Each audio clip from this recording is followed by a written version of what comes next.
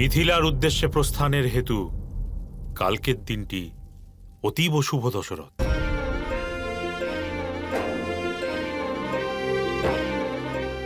গুরুদেব, আমি স্বয়ং মিথিলায় গমন করার জন্য অধীর। আমার পুত্র রামের বিবাহ হতে চলেছে। শুধু আমরাই নই দশরথ, সকল দেবদেবীগণ, সমগ্র জগৎ সংসার এই বিবাহের জন্য প্রতীক্ষারত। আমি জানি দশরথ, তোমার পত্নীদের পক্ষে এ বড় কঠিন সময়,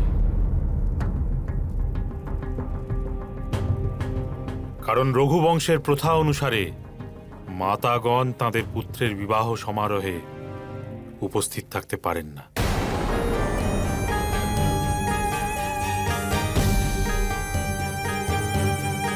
কাল প্রাতঃকালে আমি মিথিলার উদ্দেশ্যে যাত্রা করব।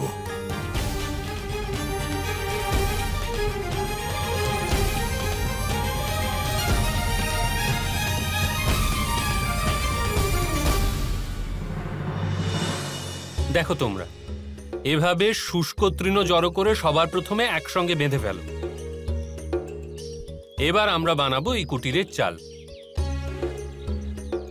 আর যেমন আমি আগেই বলেছি যে একটা গাঁঠরি বেঁধে কিচ্ছু হবে না, সমস্ত চালটাই তো বানিয়ে ফেলতে হবে। ঠিক এই প্রকার অনেকগুলি গাঁঠরি বাঁধো, সেগুলিকে জুড়ে তারপর একসাথে রাখো।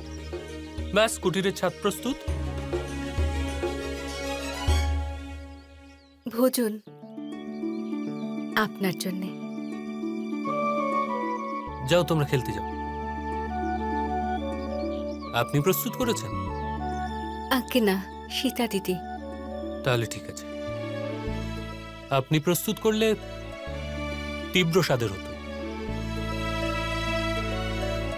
আপনি যেমন ব্যঞ্জন পছন্দ করেন আমি ঠিক তেমনই বানাবো। তাহলে আপনি তা গ্রহণ করবেন তো? কিন্তু আমার জন্য এত কষ্ট সাধন করার প্রয়োজন? আপনার জন্য করা কোনো কার্যই আমার কাছে কষ্টসাধ্য নয়, সন্তুষ্টির নিমিত্ত মাত্র।